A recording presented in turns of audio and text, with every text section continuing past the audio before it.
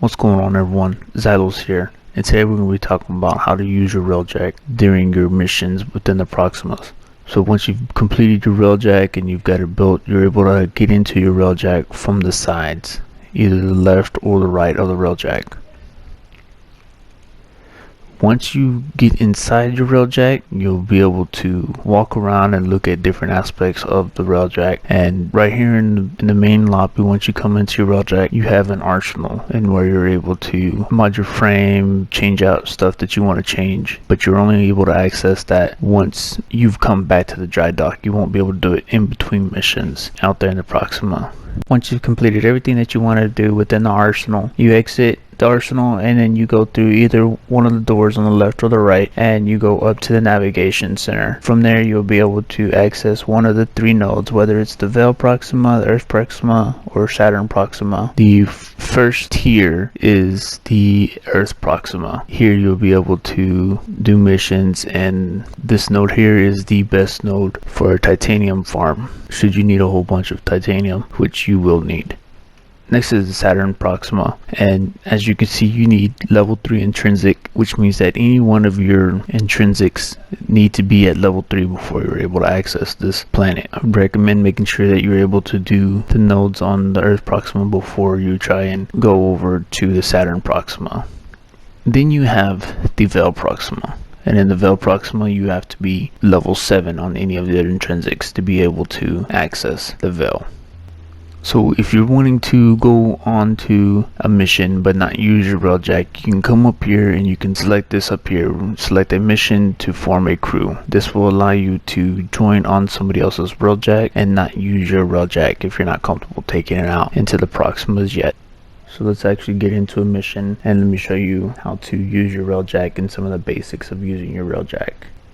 So once your mission loads in, you'll see that you'll be notified that, hey, there's enemy in the area. When you're aiming at your enemies, you'll notice that there's a red circle that pops up just in front of the enemies. That red circle is where you need to aim to be able to shoot the enemies. And you can see it there, how there's that circle that's leading in front of them. Shoot at that location and it destroys the enemies. If you want to be able to use your abilities, like the tether there, you hold L1, and you see there on the bottom right that it tells me to press either square or circle in order to use my ability. Whether it's a tether or void hole, you're able to shoot your ability, and you're able to see once the tether comes out, you can shoot the connection point where all the strings meet, and it'll automatically detonate the tether. When a cruise ship fires a boarding party, you'll see them flying around, and when they dock, you'll hear this sound.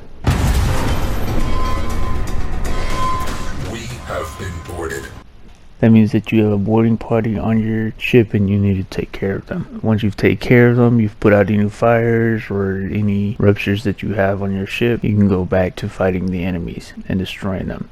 Typically what I like to do is I like to get rid of all of the fighters first and then go for the cruise ships, because they're a whole lot easier once you don't have the fighters destroying your ship. To access the forward artillery gun, you just simply get off the pilot seat, go directly behind you and get into the forward gun. You'll notice that it has a chevron right there. You have to put that chevron on the cruise ship in order to be able to successfully hit that cruise ship without missing. Also, you can go on to the slingshot if you want to manually get onto a cruise ship and destroy it from within the cruise ship. And here you can see it puts these yellow brackets around it, indicating that you're able to board that cruise ship.